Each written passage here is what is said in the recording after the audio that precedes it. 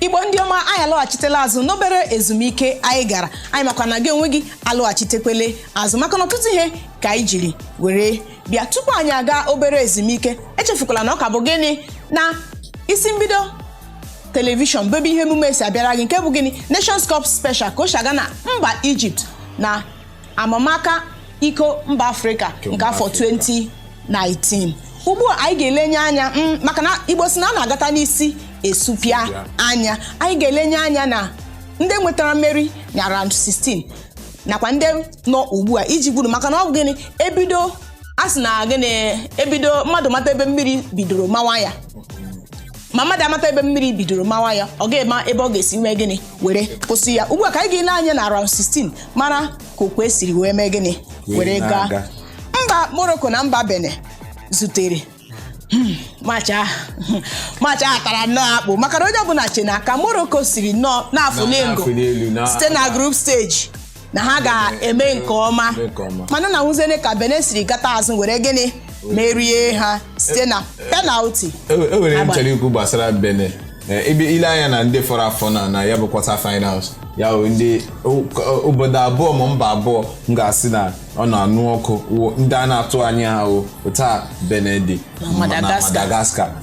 A kwesịrị ilebara ha anya ọfụma maka na nwayọ ka ha ji na-abịa na-aracha ofe adị ọkụ obere na-ewepụ, mana ka anyị lee otu ya bụ okwe ndị Madagascar ga-eshi aga ka anyị mara ma ka ha shi agba ya bụ akụmakụ bọọlụ progress ha ma ha ga-erute ya bụ semifinal. Ha rute semifinal ha gbalịa ha mere nke ọma.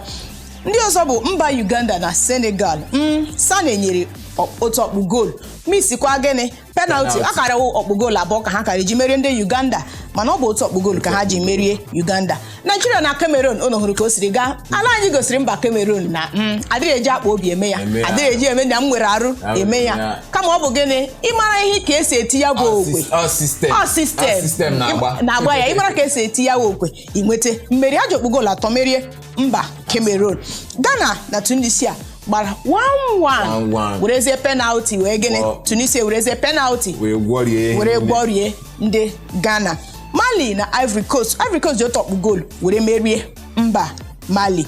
Ebe Algeria na onwe ha ji ọkpụ goolu atọ were dula mba Guinea si ha mee gịnị na wa unu esozi n'ihe a na-eme. Ewere ihe m chọrọ ikwu gbasara match ndị Algeria na Guinea. Ịma mgbe anyị na ndị Algeria kụrụ akụmakụ bọọlụ ahụ eji otu ọkpụ goolu merie ha, onye ntụziaka ha si na ha dị unlucky, no luck ka Nigeria ji merie ha. N'oruzu ugbu a Algeria ahịa ha 3 goolu ịtọ dị digodo ọkụ ya onye kwesịrị ileba anya na Nigerian football. Ebe Algeria nwere ike ịgba Guinea 3-0, ya bụ Super Eagles kwesịrị ịgbaru ha karịa ya bụ ọkpụgolu atọ. Onye ha kwesịrị ile ma ọ na-emekarị Super Eagles. Onwe ihe m chọpụtara na okwe ndị Super Eagles ha na-adị elele ụmụ obere obodo ndị a. Ịhụ ka ha si wepụta obi ha niile gbaa Cameroon bọọlụ, mana na ha chọrọ inweta mmeri, mana ọha ha anaghị ndị dịka Uganda, Zimbabwe mgbe ha ga-asị ndị ka abịa nọrọ n'ọpịa ahụ ya wuru ka o si dị.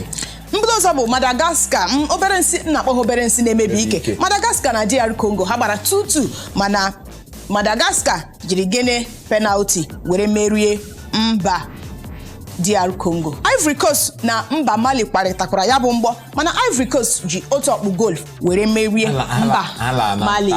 Hala na nta ya wuru ka o si dị na isi mbido telivishọn. Na ga-agatụ n'obere ezumike ga-ekirikwe na ya bụ okwe ndị ka gbara n'oge anyị bata. Anyị abịa kụzie ihe anyị ji wee bịa n'ụbọchị taa, ya okwe ndị Nigeria na South Africa ga-agba. Anyị agakwala ebe ọbụla nọrọ anyị na